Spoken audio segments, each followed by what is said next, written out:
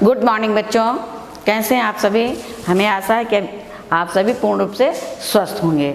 आज बच्चों हम कक्षा 8 की व्याकरण कक्षा 8 के बच्चों को पढ़ाने जा रहे हैं और पाठ का नाम है समास। कक्षा 8 के बच्चों का पाठ 5 है और पाठ 5 का नाम है समास। तो बच्चों अभी तक आपने जो पढ़ा, संधि पढ़ी, सॉरी बच्चों पाठ 4 है आपका, पाठ 4 का नाम है समास। तो अभी तक आपने पढ़ा, इसके पहले टर्न में आपने पाठ 3 पढ़ा, पाठ 3 में आपने संधि पढ़ा। ठीक, अब आज हम आपको पाठ 4 में समास पढ़ाने जा रहे हैं। आप लोग बहुत ध्यान से मन लगा करके इस पाठ को यानी समास को समझिए। जैसे कि आपने संधि के बारे में पढ़ा, संधि को समझा और जब उसकी PDF गई होगी तो आपने उसको लिखा भी होगा। तो बच्चों आज हम आपको जो है समास पढ़ाने जा रहे हैं। समास का मतलब क्या होता है बच्चों, अब हम आपको पढ़ाने जा रहे हैं कि समास का मतलब क्या होता है। जैसे आपने पढ़ा संधि का मतलब क्या होता है, यानी संधि की परिभाषा क्या होती है, उसी प्रकार समास की परिभाषा। तो बच्चों समास में जब 2 या 2 से अधिक शब्दों के मिलने से एक संक्षिप्त शब्द बनता है, यानी 2 शब्द हो या 2 से अधिक शब्द हो, ठीक, तो उनसे मिलकर एक संक्षिप्त, यानी कि किसी चीज को जैसे हम बढ़ाकर बताते हैं और उसी चीज को हम थोड़े में बता देते हैं, तो उसका मतलब हुआ संक्षिप्त में। यानी पहले हम उसको विस्तार में बताते हैं और विस्तार को जब हम थोड़े में बताते हैं तो उसको संक्षिप्त में कहते हैं। तो जैसे 2 शब्द हैं, 3 शब्द हैं, 4 शब्द हैं, मिले तो उनको विस्तार में कहेंगे। और जब उन तीनों चारों शब्दों को हमने एक में उसका अर्थ एक शब्द में दे दिया तो उसको कहते हैं जो है संक्षिप्त में। तो 2 या 2 से अधिक शब्दों के मिलने से एक संक्षिप्त शब्द बनता है, तो इस मेल को समास कहते हैं। इस प्रकार बना हुआ शब्द या पद, चाहे पद कहो चाहे समास कहो, वो शब्द कहो, समासिक शब्द कहलाता है। समासिक, अब पहले तो हम 2 शब्दों को जोड़ करके एक जो है शब्द, संक्षिप्त शब्द बनाते हैं, उसको समास कहते हैं। फिर बच्चों इन समासों को, इन शब्दों को जब हम अलग करते हैं तो वो समास विग्रह होता है। तो एक छोटा से शब्द होता है, संक्षिप्त में होता है, और उसको जब हम विस्तार से लिखते हैं तो वो होता है विग्रह, समास विग्रह। तो जब हम उसकी व्याख्या करते हैं तो वो विग्रह कहलाता है। जैसे हम आपको कुछ शब्द बता रहे हैं, जैसे आपने पढ़ा कि 2 या 2 से अधिक शब्दों के मिलने से एक संक्षिप्त शब्द बनता है, उसे समास कहते हैं। तो आइए हम आपको बताते हैं। जैसे 2 शब्द हमने जोड़े, पूजा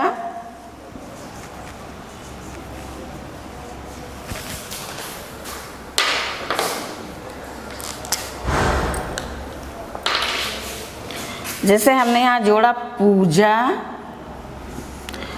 ये एक शब्द हो गया, और दूसरा हम जोड़ रहे हैं घर। ये 2 शब्द अलग अलग हो गए, ये हो गया पूजा और ये हो गया घर, यानी एक शब्द ये है, एक शब्द ये है। जब इन दोनों शब्दों को हम एक में लिख देते हैं तो वो संक्षिप्त शब्द हो जाता है। तो यहाँ पे क्या हो जाएगा, पूजा घर, एक ही लाइन में हमने लिख दिया पूजा घर। ये दोनों शब्द अलग अलग थे, पूजा धन घर, अब इन दोनों को हमने संक्षिप्त में लिख दिया तो हो गया पूजा घर। अब बच्चों अगर हम इसका विग्रह करते हैं, यानी इसकी व्याख्या करते हैं, इसको हम विस्तार से लिखते हैं, तो ये देखिए जैसे हो गया पूजा के लिए बना घर। पूजा घर क्या होता है, पूजा के लिए बना घर।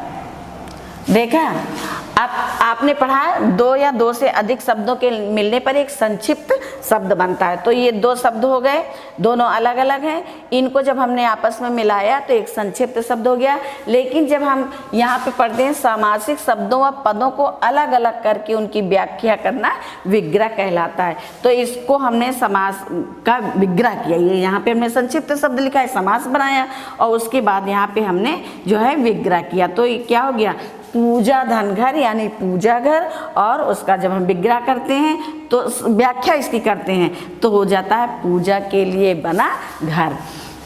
और दूसरे शब्द हैं जैसे सेना, सेना धन पति। अब बच्चों सेना अलग शब्द है और पति अलग शब्द है, लेकिन जब हमने दोनों का समस्त पद कर दिया, दोनों को हमने संक्षिप्त कर दिया तो हो गया सेना सेनापति। अब ये सेनापति हो गया। अब हमें इसकी समास विग्रह करनी है तो हम इसको क्या करेंगे, सेना का स्वामी।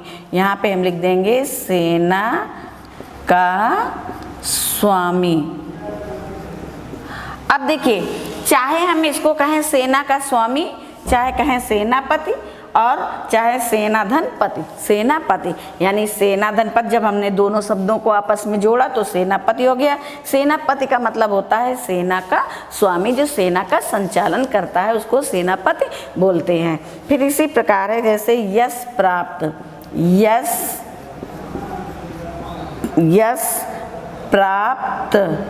अब इन दोनों शब्दों को जब हम आपस में जोड़ते हैं, इसका समस्त पद बनाते हैं तो ये हो जाता है यश प्राप्त। अब इसका जब हम समास विग्रह करते हैं यानी इसकी व्याख्या करते हैं तो ये हो जाता है यश को प्राप्त। क्या हो जाता है, यश को प्राप्त, यश को प्राप्त। इसके बाद है प्रतिक्षण, जैसे है प्रतिक्षण, प्रतिक्षण। ये दो शब्द हैं, दोनों शब्दों को जब हम समस्त पद में जो है लिखते हैं यानी इसको संक्षिप्त करते हैं तो हो जाता है प्रतिक्षण। क्या हो गया, प्रतिक्षण। अब इसका हम जब समास विग्रह करते हैं तो हो जाता है प्रत्येक क्षण, प्रत्येक क्षण।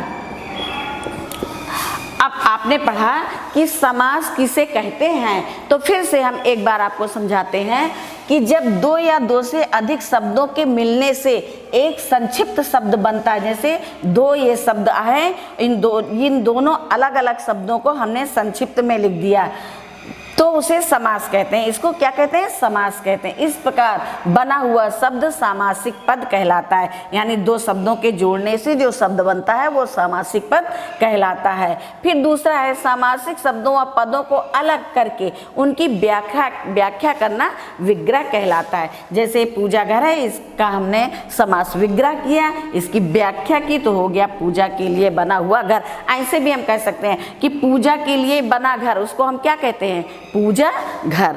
तो बच्चों ये तो आपने पढ़ा समास के बारे में। अब हम आपको बता रहे हैं कि समास कितने प्रकार के होते हैं। बच्चों समास जो है, समास कितने प्रकार के होते हैं, यानी समास 6 प्रकार के होते हैं। समास कितने प्रकार के होते हैं, समास 6 प्रकार के, समास 6 प्रकार के होते हैं। कितने प्रकार के होते हैं समास, समास 6 प्रकार के होते हैं। नंबर 1 अव्ययी भाव समास, अव्ययी भाव समास। नंबर 2 तत्पुरुष समास, नंबर 2 तत्पुरुष समास, तत्पुरुष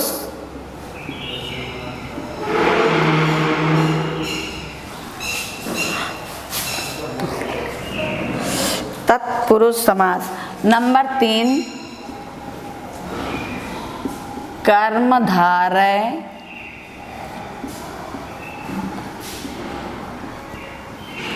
कर्मधारय समास। उसके बाद है द्विगु समास,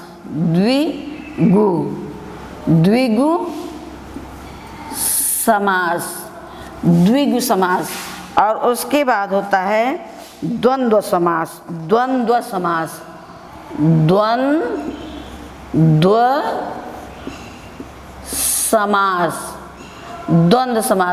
और नंबर 6 होता है बहुव्रीहि समास,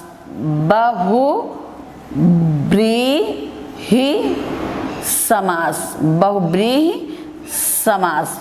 ये तो आपने पढ़ा बच्चों कि समास कितने प्रकार के होते हैं। समास 6 प्रकार के होते हैं। कौन कौन से, नंबर 1 अव्ययी भाव समास, नंबर 2 तत्पुरुष समास, नंबर 3 कर्मधारय समास, नंबर 4 द्विगु समास, नंबर 5 द्वंद्व समास और नंबर 6 बहुब्रीहि समास। ये तो 6 प्रकार के समास होते हैं। अभी 6 प्रकार के समास के बारे में हम आपको बताने जा रहे हैं कि अव्ययी भाव समास का क्या मतलब होता है। अब यह है अव्ययी भाव, अव्ययी भाव समास। अब बच्चों अव्ययी भाव समास क्या होता है इसके बारे में आप पढ़ेंगे। अव्ययी भाव जिस समासिक पद का पहला पद, अब है जिस समास का पहला पद, जैसे आपने पढ़ा ना कि 2 शब्दों के मेल से एक नया जो है शब्द बनता है उसे समास कहते हैं। तो यहाँ क्या कह रहा है, जिस समास का पहला पद या शब्द अव्यय और मुख्य होता है, अव्यय और मुख्य होता है, अव्यय और मुख्य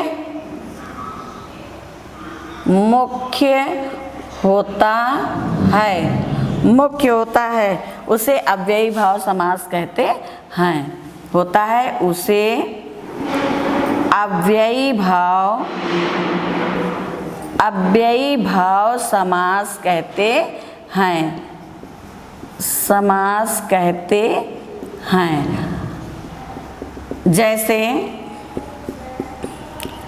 जैसे बच्चों अब इस देखिए अव्ययी भाव समास में क्या है, जिस समास का पहला 2 शब्दों को जोड़ के समास बनता है। तो इसमें 2 शब्द जब जुड़ते हैं तो जैसे यहाँ लिखा है यथा और यहाँ लिखा है शक्ति, यथा शक्ति। जब ये 2 शब्द जुड़ते हैं तो क्या कह रहा है, जिस समास का पहला पद, यानी इसका पहला पद ये हो गया, 2 पद को जोड़ करके समास बनता है, चाहे 2 पद को चाहे 2 शब्द को। तो इन दोनों में क्या कह रहा है, पहला पद अव्यय और मुख्य होता है। ये पहला पद है, ये क्या है, अव्यय है और ये मुख्य है, तो इसको अव्ययी भाव समास कहते हैं। जैसे अब अव्ययी भाव समास में हमेशा ध्यान रखिए कि इसका पहला पद जो होता है वो मुख्य होता है। जैसे कि है हर रोज, अब हर रोज हम कहते हैं हर रोज, ये दोनों शब्द अलग अलग हैं, ठीक।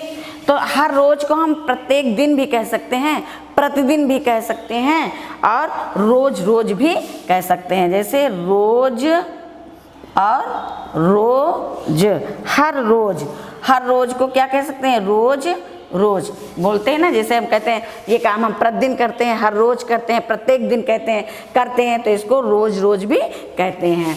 फिर ये तो विग्रह है, ये क्या है, विग्रह है और ये समस्त पद है, ये है समस्त पद, यानी ये मुख्य पद है और ये इसका है विग्रह। क्या है, इसका है विग्रह। फिर इसके बाद है यथाशक्ति, क्या है, देखिए ये हर रोज लिखा है, एक लाइन में लिखा हुआ है, इसलिए समस्त पद यानी समास है। और जब हम इसका विग्रह करते हैं तो ये हो जाता है रोज। इसी प्रकार है यथा शीघ्र, ये समास पद है, यानी समस्त पद को ही समास पद कहते हैं। अब इसको हमें विग्रह करना है तो ये हो जाएगा जितना शीघ्र हो, क्या हो जाएगा, जितना शीघ्र हो, यथा शीघ्र यानी जितना शीघ्र हो। ये कौन सा समास है, अव्ययी भाव समास की ये उदाहरण है। इसके बाद है जैसे आजीवन है। अब इसको हम समास विग्रह में परिवर्तित करते हैं तो यहाँ हो जाएगा जीवन भर। अब बच्चों इसी प्रकार के बहुत से उदाहरण हैं। तो यहाँ पे आप ये समझ लीजिए कि अव्ययी भाव का जो पहला पद होता है वो जो है मुख्य होता है, प्रधान होता है। जैसे यहाँ हर लिखा है तो यहाँ हो जाएगा रोज। यथा, इसमें यथा मुख्य है, जितना शीघ्र हो, यथा मतलब होता है जितना, ठीक। आजीवन का मतलब होता है जीवन भर। तो ये तो आपने अव्ययी भाव समास का जो है उदाहरण पढ़ा। अब इसके बाद हम आपको बताने जा रहे हैं अव्ययी भाव समास के बाद आपने आपने पढ़ा तत्पुरुष समास। क्या है? तत्पुरुष समास। दूसरे नंबर पे है तत्पुरुष समास। अब बच्चों तत्पुरुष समास के उदाहरण होते हैं, जैसे हम यहाँ लिखते हैं जो है समस्त पद। क्या होता है? समस्त पद यानी समास पद। और ये इधर हम लिखते हैं विग्रह, इसको हम विग्रह करते हैं यानी अलग करते हैं। अब ये तत्पुरुष समास का जो है, तत्पुरुष समास की जो परिभाषा होती है वो होती है कि जिस शब्द का दूसरा पद प्रधान होता है। अभी अव्ययी भाव समास में आपने पढ़ा कि जिस शब्द का पहला पद प्रधान होता है, मुख्य होता है। और अब आप तत्पुरुष समास में पढ़ने जा रहे हैं कि जिस पद का जो है दूसरा पद प्रधान होता है, तो उसे जो है समास कहते हैं। अब तत्पुरुष समास में बच्चों कारक चिन्ह का जो है प्रयोग, जो कारक चिन्ह होते हैं जैसे के, और, में, से, ये क्या होते हैं? कारक चिन्ह। तो इसका जो है लोप हो जाता है। अब जैसे यहाँ पे समस्त पद है राजकुमार, राजकुमार, ये है समस्त पद राजकुमार। अब हम इसका विग्रह करेंगे तो ये क्या हो जाएगा? राजा का कुमार या पुत्र। अब देखिए इसमें क्या है? दूसरा पद प्रधान है राजकुमार। राज का कोई महत्व नहीं, कुमार, तो यह हो गया राजा का कुमार यानी राजा का पुत्र। फिर इसके बाद है विषयाध्यापक, विषयाध्यापक। अब विषयाध्यापक का दूसरा पद प्रधान है, तो यहाँ पे इसका विग्रह जब हम करेंगे तो हो जाएगा विषय का अध्यापक। क्या हो जाएगा? विषय का अध्यापक, विषय का अध्यापक।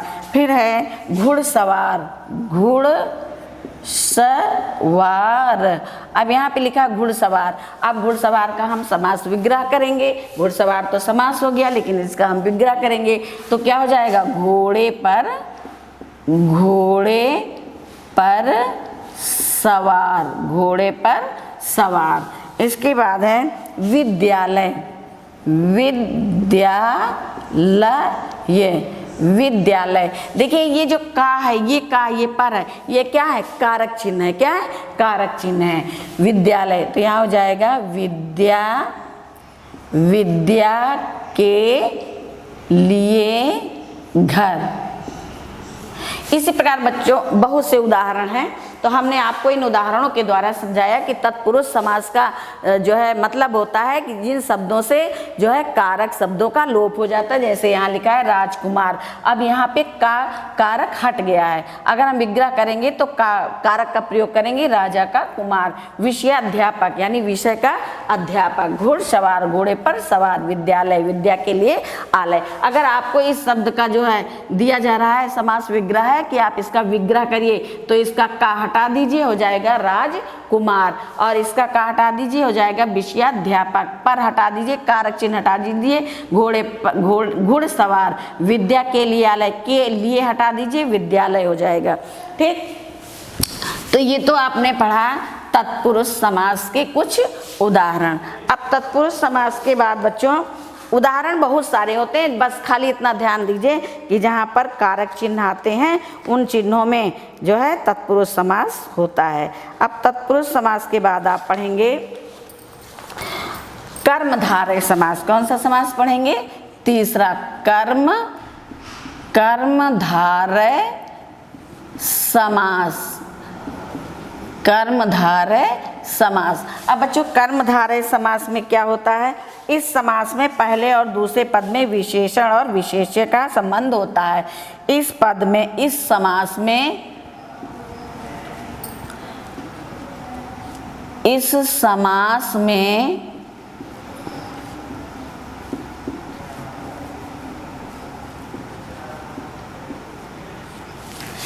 समास में पहले और दूसरे पद में पहले और दूसरे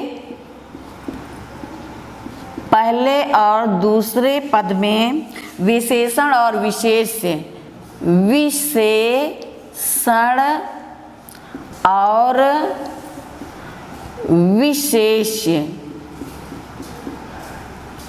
विशेषण और विशेष्य का संबंध होता है, का संबंध होता है। अब बच्चों आप जो है कर्मधारय समास पढ़ने जा रहे हैं। कर्मधारय समास में क्या होता है कि इस समास में पहले और दूसरे पद में विशेषण और विशेष्य का संबंध होता है। पहले तो आप समझ लीजिए कि विशेषण और विशेष्य क्या है। बच्चों विशेषण वो होता है जो किसी विशेषता, मतलब किसी चीज की अच्छाई, बुराई, गुण, दोष, इसी का मतलब तो विशेषण होता है। जैसे हम ये कहते हैं ये कलम जो है नीली है, तो इस कलम की विशेषता क्या है, नीली है, तो कलम क्या हो गया, विशेष, यानी जिसकी विशेषता बताई जाती है वो विशेष होता है, और जो विशेषता बताई जाती है वो विशेषण होता है। तो ये कलम नीली है, तो इसमें बताइए कि इसमें विशेष क्या है और विशेषण क्या है। तो बच्चों इस कलम की विशेषता बताई जा रही कि ये नीली है, तो कलम तो हो गया क्या, विशेष, और इसकी विशेषता क्या हो गई, नीली। अब जैसे पंखा चलता है, ठीक, पंखा चलता है, तो पंखा क्या है, विशेष है, और चलता क्या है, उसकी विशेषता है। पेड़ हरा है, ठीक, पेड़ क्या है, पेड़ हरा है, तो इसमें विशेषण क्या है और विशेष क्या है, विशेष है पेड़, और इसकी विशेषता क्या है, ये हरा है।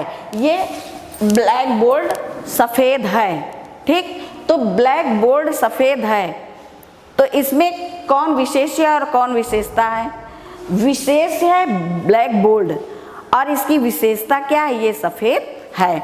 ये पुस्तक है, ठीक, ये पुस्तक है, ये पुस्तक बड़ी है, तो पुस्तक क्या हो गया, विशेष, क्योंकि इसकी विशेषता बताई जा रही है कि ये बड़ी है, तो बड़ी क्या हो गया, विशेषण। तो अब आपने ये तो समझ लिया होगा कि विशेषण क्या है और विशेष क्या है। विशेषण वो है, जैसे आपने पढ़ा होगा कि जो शब्द संज्ञा और सर्वनाम की विशेषता बताते हैं, ठीक, उन्हें विशेषण कहते हैं। जैसे काला, मोटा, लंबा, पतला, ऊंचा, नीचा, ये सब क्या है, विशेषण है।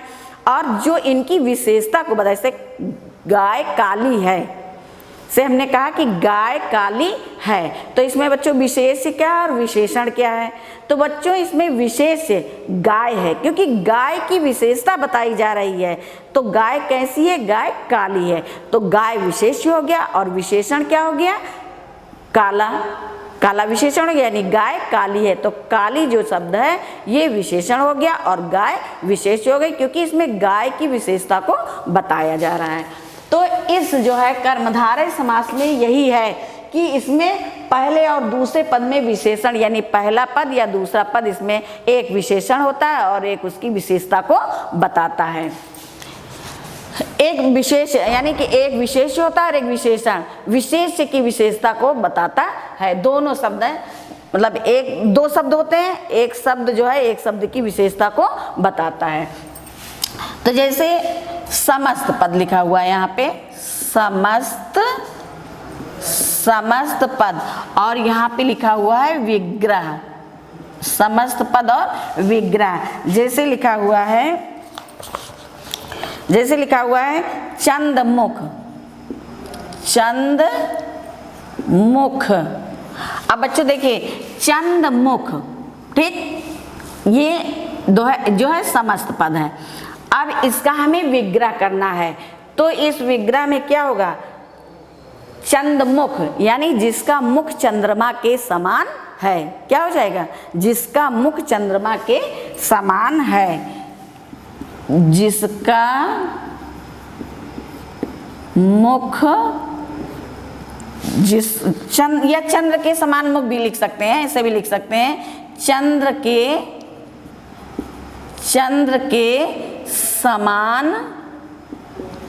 के समान मुख।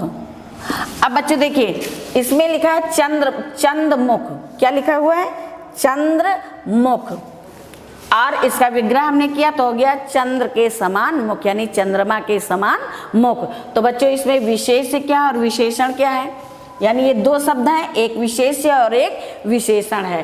तो चंद्र के समान मुख, अब इसमें विशेष है मुख, विशेष क्या है मुख, और विशेषता क्या है, उसकी विशेषता क्या है, वो चंद्रमा के समान है। फिर इसके बाद है नील गाय, नील गाय, नील गाय, नीली है जो गाय, नीली है जो गाय। अब बच्चों आप देख रहे हैं ये नील गाय लिखा हुआ है, ठीक, एक नील है और एक गाय है, इनको दोनों शब्दों को हमने आपस में लिख दिया तो ये हो गया नील गाय। अब नील गाय में अब नील का मतलब हो गया नीली और गाय का मतलब हो गया गाय, नीली है जो गाय। तो बच्चों इसमें विशेष क्या है और विशेषण क्या है, यानी जो गाय है वो विशेष है क्योंकि गाय की विशेषता है वो नीली है, तो इसका एक शब्द क्या है विशेष है और एक शब्द विशेषण है। तो विशेष इसका गाय है और विशेषण उसका नीली है। तो ये तो आपने पढ़ा। अब इस प्रकार के बहुत से उदाहरण हो सकते हैं। अब आपने कर्मधारय के बारे में पढ़ा, कर्मधारय समास हो गया। इसके बाद है द्वंद्व समास, चौथा समास है द्वंद्व समास, द्वंद्व समास। अब द्वंद्व समास में क्या होता है, इस समास में दोनों पद प्रधान होते हैं। द्वंद्व समास में इस समास में दोनों पद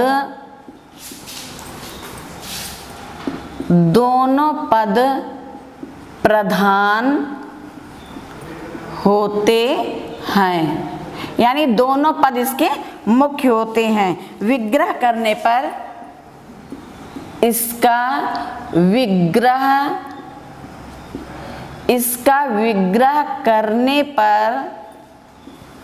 करने पर या अथवा लगता है, इसका विग्रह करने पर और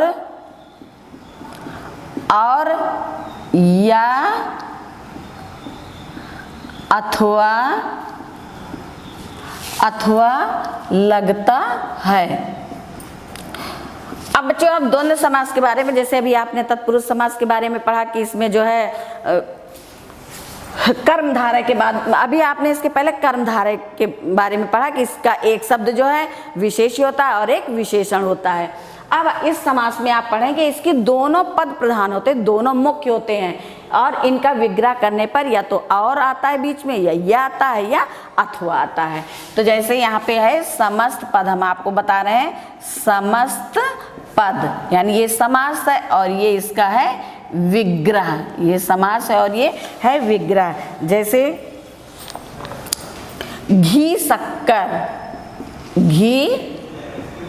शक्कर, अब यहाँ पे हम अक्सर बोल देते हैं घी शक्कर, ठीक, लेकिन इसका अगर हम विग्रह करते हैं तो इसका विग्रह करने पर ये और बीच में आता है। जैसे घी और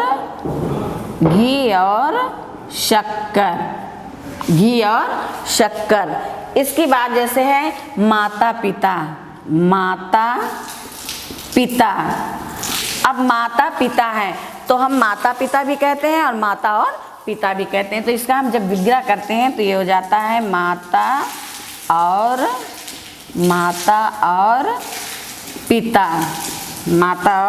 पिता। इसके बाद है जैसे नर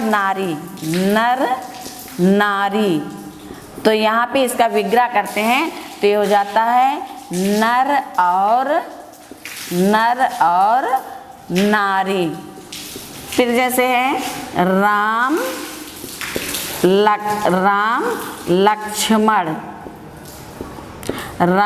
लक्ष्मण। बच्चों इन शब्दों को बहुत ध्यान से देखिए, जहाँ पर इस तरह के शब्द होते हैं वहाँ पे समझ जाइए कि द्वंद्व समास होता है। चाहे हम ऐसे डैश करके राम लक्ष्मण लिखें और चाहे हम लिखें राम और लक्ष्मण, वहाँ पे एकदम ध्यान रखिए कि द्वंद्व समास होता है।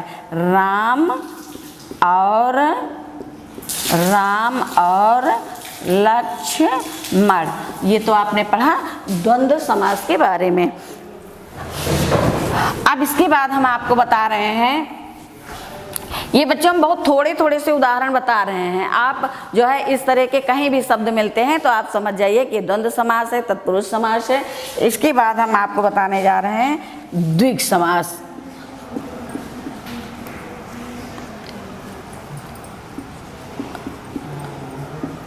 द्विग, हाँ, द्विग समास। तो अब बच्चों आप पढ़ने जा रहे हो द्विग समास के बारे में। ये द्विग समास क्या होता है? द्विग समास की जो है परिभाषा हम आपको बता रहे हैं। द्विग समास, जिस समास में, ध्यान से इसको पढ़िए, जिस समास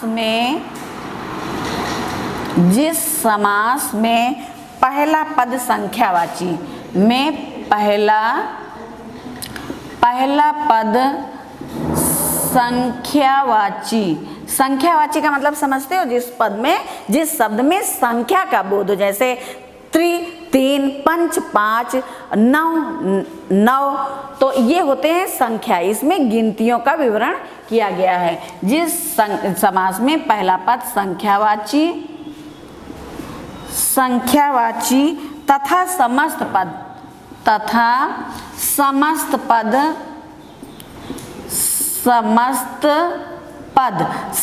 पद का मतलब होता है पूरा शब्द, यानी दो शब्दों को मिलके जो है समास बनता है। तो ये क्या कह रहा है? पहला पद संख्यावाची हो, और जब हम पहले और दूसरे शब्द को आपस में मिला देते हैं तो उससे एक समूह बन जाता है। ठीक, समस्त पद समूह बोधक, यानी वो समूह का ज्ञान करवाता है, बोधक होता है। जिस समास में पहला पद संख्यावाची तथा समस्त पद समूह बोधक होता है उसे द्विगु समास कहते हैं। द्विगु समास कहते हैं। अब इसके उदाहरण हम बताने जा रहे हैं। जैसे समस्त पद है, यहाँ पे समस्त पद, और फिर यहाँ पे क्या है? विग्रह। यहाँ पे क्या है? विग्रह। अब यहाँ पे हम आपको शब्द बता रहे हैं त्रिपाठी, जैसे त्रिपाठी। अब ध्यान से सुनिए इस शब्द के बारे में। त्रि है तो त्रि से हमें पता चलता है 3, यानी यहाँ पे कौन सी संख्या में समझ में आती है? त्रि यानी 3, और पाठी का मतलब पाठ। तो जब 3 पाठ एक में जुड़ जाएंगे तो क्या हो जाएगा? पाठों का समूह। ठीक, त्रिपाठी। तो यहाँ पे हम विग्रह करते हैं 3 पाठों का समूह, 3 पाठों का समूह। यानी पहले पद से त्रि से हमें पता चल रहा है संख्यावाचक है, और पाठ से है यानी समस्त पद, यानी दोनों शब्दों को हम जोड़ देते हैं तो ये समस्त पद बन जाता है। इससे हमें पता चलता है कि ये समूहवाचक जो है समूहवाचक समास है, यानी 3 पाठों का समूह। इसी प्रकार है पंचवटी। अभी देखिए पंचवटी, 2 शब्दों को मिला के एक शब्द बना पंचवटी। अब पंच से हमें पता चलता है संख्या का 5, और वटी यानी वृक्ष, तो जहाँ पे 5 वृक्ष होंगे वहाँ पे समूह तो होगा ही। तो यहाँ पे हम विग्रह करेंगे, हो जाएगा 5 वृक्षों का समूह। 5 वृक्षों का समूह। जैसे है नवरात्र। अब 9 से हमें पता चलता है संख्या 9 है। कौन सी संख्या है? 9। तो यहाँ हो जाएगा, और रात्र का मतलब रात, यानी 9 रातें आपस में जुड़ जाएंगी तो क्या हो जाएगा? 9 रात, यानी रातों का, 9 रातों का समूह। यहाँ हो जाएगा 9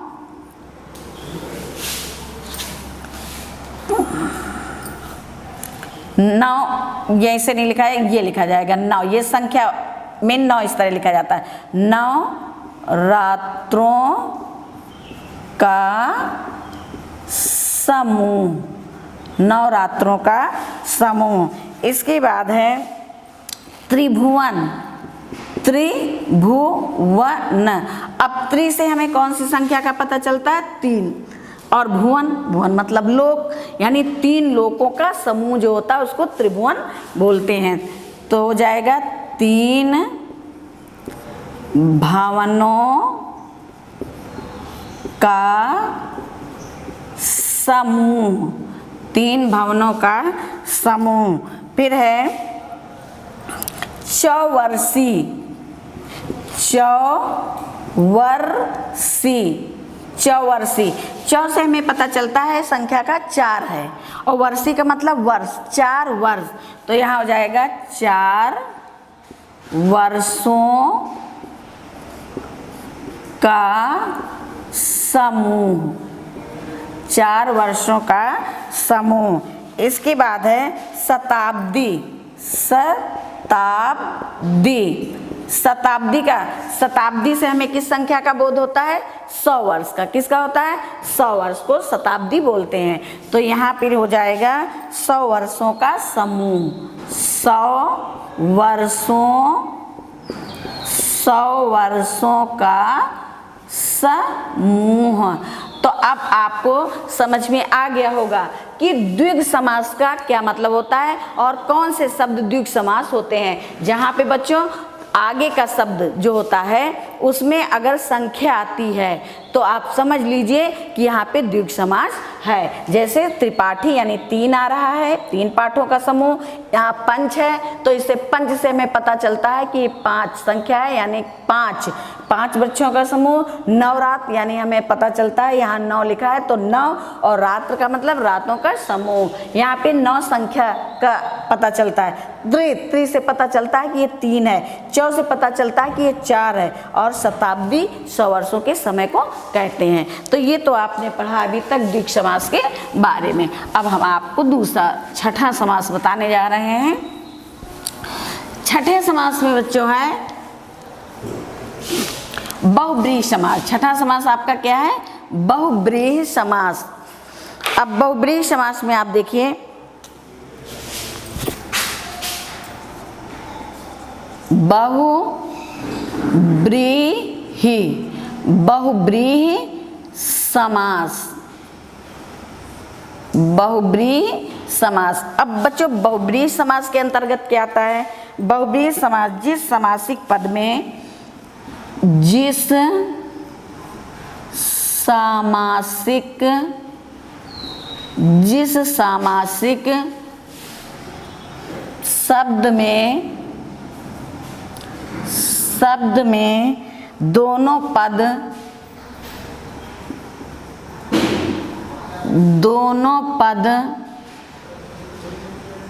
प्रधान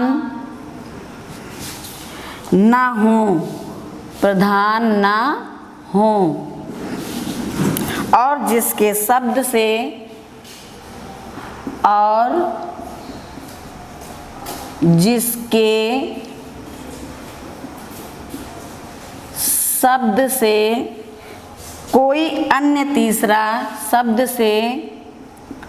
कोई अन्य तीसरा अर्थ हो, अन्य तीसरा अर्थ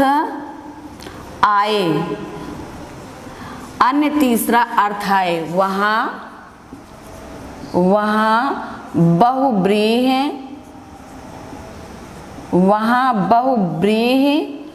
समास होता है, वहाँ बहुब्रीहि समास होता है। अब ध्यान से पढ़िए, बहुब्रीहि समास के बारे में क्या कहा गया है कि जिस सामासिक शब्द में दोनों शब्द जो है, दोनों पद प्रधान नहीं होते, ना पहला शब्द मुख्य होता है ना दूसरा शब्द मुख्य होता है, ठीक, उन दोनों शब्दों को जोड़ने से कोई तीसरा अर्थ निकलता है, वो प्रधान होता है। यानी दोनों शब्द के अलग अलग अर्थ नहीं होंगे, दोनों शब्दों को जोड़ करके एक नया शब्द, मतलब कि एक नया वाक्य बनता है, एक किसी नए अर्थ के बारे में बताया जाता है। इसे बहुब्रीहि समास कहते हैं। जैसे नीलकंठ कंठ, ये क्या है? समस्त पद है। क्या है? समस्त पद। और इसका विग्रह होगा नीलकंठ। ये तो ये समस्त पद में आ जाएगा। पहले हम समस्त पद लिखते हैं, समस्त पद, ये समस्त पद हो गया।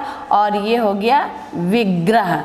और इसके बाद हो गया अन्य पद, यानी इन दोनों शब्दों से एक अलग जो है शब्द बनता है, अन्य पद। अन्य पद। अब समस्त पद में है नीलकंठ। नीलकंठ, ध्यान से पढ़िए, समस्त पद में क्या लिखा हुआ है? नीलकंठ। अब इसका विग्रह क्या हो जाएगा? नीला है जिसका कंठ, नीला, नीला है जिसका, जिसका कंठ, नीला है जिसका कंठ, वह कौन है? यानी कि ना इसका अर्थ आपको जो है ना इसका अर्थ आपको पता करना है, ना इसका अर्थ, ठीक? दोनों के अर्थों से एक नया अर्थ बनता है। नीलकंठ किसको कहते हैं? जिसका कंठ है नीला। तो वो कौन होता है? नीलकंठ किसको कहते हैं? भगवान शिव को कहते हैं। तो यहाँ पे अन्य पद में हो जाएगा शिव। क्या हो जाएगा? शिव। आपने इसका अर्थ भी नहीं देखा, इसका भी अर्थ नहीं देखा। दोनों के अर्थों को, ना इसका अर्थ प्रधान है ना इसका अर्थ प्रधान है, दोनों शब्दों के अर्थ प्रधान नहीं है। इन दोनों शब्द से जो तीसरा शब्द बनता है वो प्रधान होता है। यानी नीलकंठ, इसका विग्रह हमने किया तो नीला है जिसका कंठ, वो कौन है? शिव। इसी प्रकार दूसरा है हिमाचल। हिमाचल,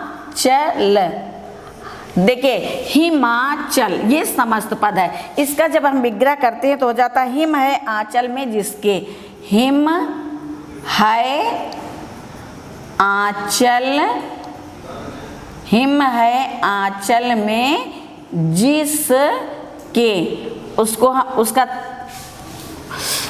अब हिमाचल लिखा है, हिम है आंचल में, इसका मतलब क्या हो गया? हिम है आंचल में जिसके, तो उसको हम क्या कहेंगे? हिमांचलादि। क्या कहेंगे? हिमा, इसका तीसरा जो है शब्द हो जाएगा हिमाचलादि। हिमाचलादि ये हो गया। इसके बाद जैसे है त्रिनेत्र। त्रिनेत्र, त्रिनेत्र। अब तीन नेत्रों वाला कौन है? किसी एक विशेष के बारे में कहा जाता है त्रिनेत्र।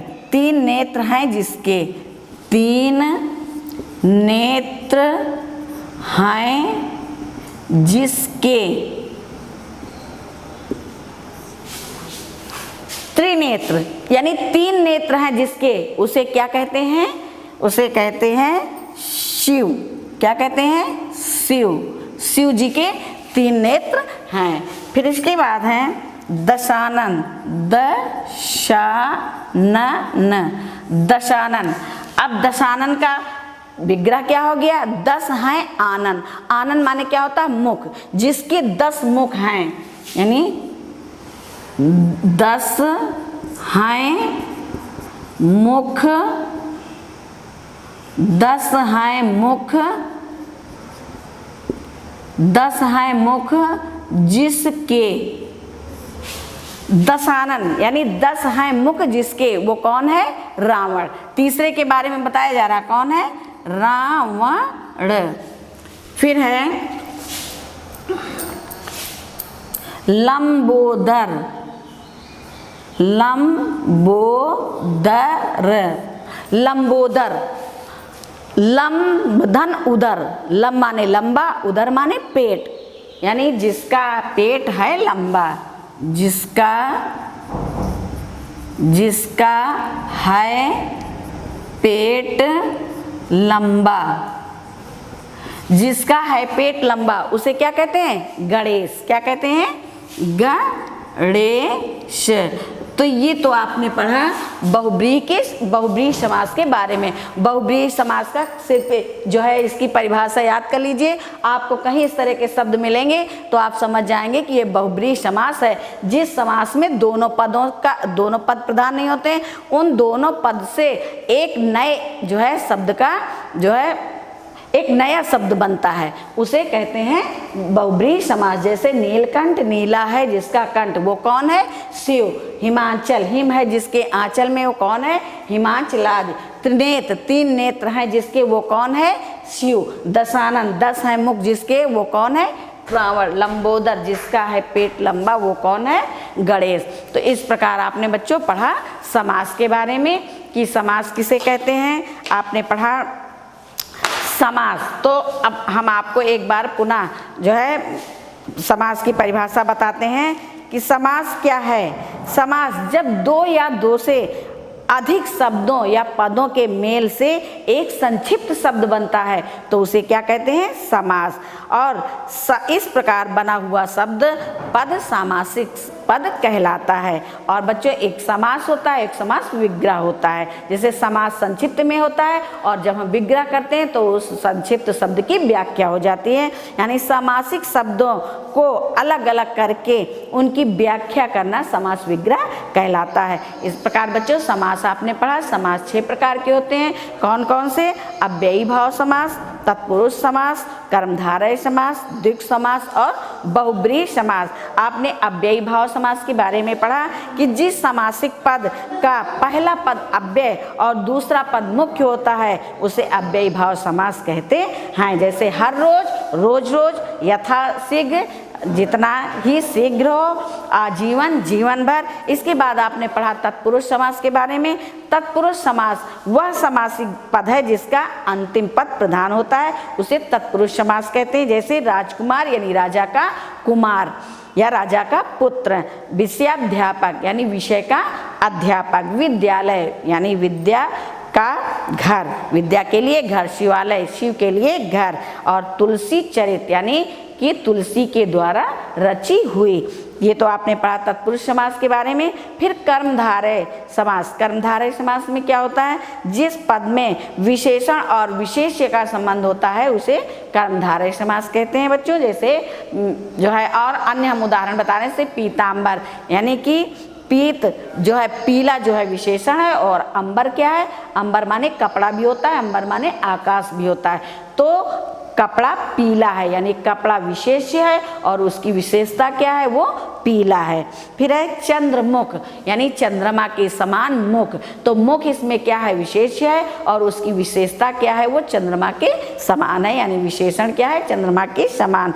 और नील गाय, नीली है गाय, गाय बच्चों विशेष्य है और उसकी विशेषता क्या है? वो नीली है, यानी विशेषण नीली और विशेष गाय। महाराजा, महान है जो राजा, यानी राजा जो है वो विशेष है, उसकी विशेषता क्या बताई जा रही? वो महान है। कमल नयन, अब कमल नयन का मतलब है कमल के समान नयन। अब नयन यहाँ पे विशेष है और नयन की विशेषता क्या है? वो कमल के समान है। या आपने पढ़ा कर्मधारय समास के बारे में। उसके बाद हम पुनः आपको द्वंद्व समास के बारे में बताते हैं। इस समास में दोनों पद प्रधान होते हैं विग्रह करने पर, या और अथवा या का प्रयोग होता है। जैसे बच्चों इन शब्दों को तो आप बहुत, द्वंद्व समास आप बहुत अच्छे से समझ सकते हैं। जहाँ पे 2 शब्दों के बीच में डैश लगा होता है वो द्वंद्व समास होता है। जैसे राम लक्ष्मण, राम और लक्ष्मण, माता पिता, माता और पिता, गुरु शिष्य, गुरु और शिष्य, घी शक्कर, घी और शक्कर, रात दिन, रात और दिन, पाप पुण्य, पाप और पुण्य। तो ये तो हो गया द्वंद्व समास के बारे में। अब इसके बाद आपने पढ़ा द्विग समास। द्विग समास में बच्चों आपने पढ़ा कि पहला पद जो इसका होता है वो संख्यावाची होता है, यानी जब पहला पद आप जैसे ही देखेंगे और आपको संख्या का ज्ञान हो जाएगा, आप समझ जाएंगे कि ये द्विग समास है। जैसे कि नवरात्र, नवरात्र, नौ से पता चलता है कि संख्या में 9 है और रात यानी 9 रातें जब आपस में जुड़ी तो नवरात्र हो गया, ये 9 रातों का समूह हो गया।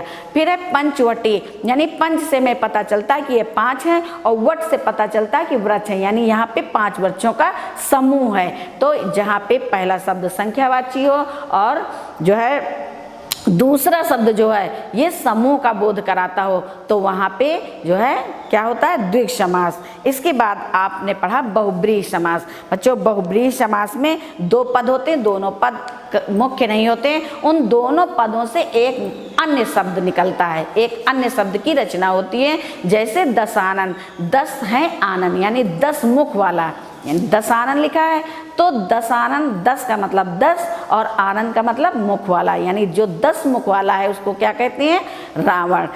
और जैसे त्रिनेत्र, 3 है नेत्र जिसके, वो कौन है, शिव।